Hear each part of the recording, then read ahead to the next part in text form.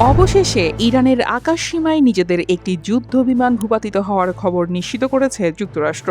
৩ April রয়টার্সকে এক মার্কিন কর্মকর্তা বলেন, বিমানটি বিধ্বস্ত হয়েছে এবং নিখোঁজ ক্রুদের সন্ধানে তল্লাশি অভিযান শুরু হয়েছে।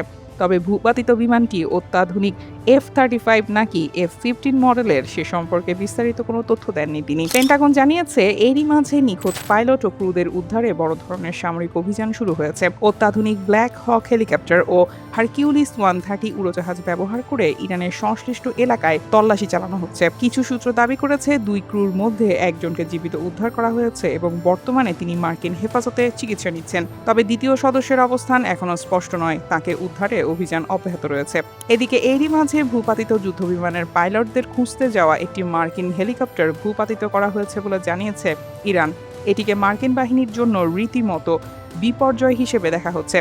ইরানের মেহর নিউজ এজেন্সির প্রতিবেদনে বলা হয়েছে, ক্ষেপণাস্ত্রের আঘাতে মার্কিন হেলিকপ্টারটি ভূপাতিত করা হয়। ইতোমধ্যে মার্কিন উদ্ধার অভিযান রুখে দেওয়ার দাবি জানিয়েছে ইরানের সশস্ত্র বাহিনী। তেহরানের আধা সরকারি সংবাদ সংস্থা তাসনিম নিউজ জানিয়েছে, যুক্তরাষ্ট্রের উদ্ধার চেষ্টা সম্পূর্ণ ব্যর্থ হয়েছে। ভূপাতিত পাইলট বা ক্রুদের অবস্থান মার্কিন বাহিনীর নাগালের বাইরে।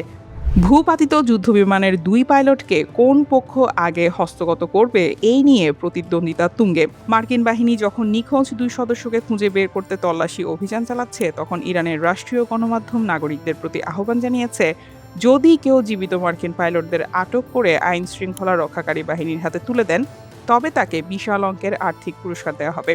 ইরানের রাষ্ট্রীয় television Islamic Republic of Iran broadcasting বলেছে, শত্রুপক্ষের কোনো পাইলটকে জীবিত আটক করে নিরাপত্তা বাহিনীর হাতে তুলে দিলে মূল্যবান পুরস্কার দেওয়া হবে।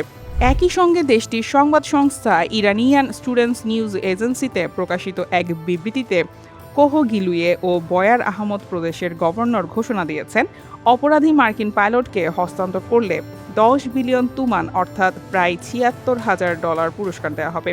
তবে বিমানটি ইরানের ঠিক কোন এলাকায় ভূপাতিত হয়েছে তা এখনও স্পষ্ট নয়। ইরান বলে আসছে, ভূপাতিত বিমানটি অত্যাধুনিক F-35, তবে মার্কিন প্রশাসন তা নিশ্চিত করেনি। CNN বলছে, সম্ভবত যুদ্ধবিমানটি ছিল F-15E স্ট্রাইক ঈগল মডেলের। এটি আকাশ থেকে আকাশে এবং আকাশ থেকে স্থলভাগে হামলা চালাতে সক্ষম। এই ধরনের বিমানে সাধারণত একজন পাইলট এবং একজন অস্ত্র পরিচালনাকারী কর্মকর্তা থাকেন। এদিকে ভূপাতিত পাইলটদের বেঁচে থাকার সম্ভাবনা নিয়ে সাবেক মার্কিন মেরিন ফাইটার পাইলট অ্যামি ম্যাকগ্রাথ জানিয়েছেন, যুদ্ধ বিমান চালকদের বিশেষ সার্ভাইভাল ট্রেনিং দেওয়া হয়। এতে তারা দুর্ঘটনার পরও বেঁচে থাকলে কিভাবে উদ্ধারকারী দলের সঙ্গে যোগাযোগ করবে তাও শেখানো হয়। তিনি বলেন, দুর্ঘটনার মাঝে বিমানের বাইরে বের হয়ে আসা শরীরের জন্য খুবই সহিংস অভিজ্ঞতা, কিন্তু জীবিত থাকলে উদ্ধার পাওয়ার জন্য প্রশিক্ষণ কাজে লাগে। News desk, তুতিয়াল।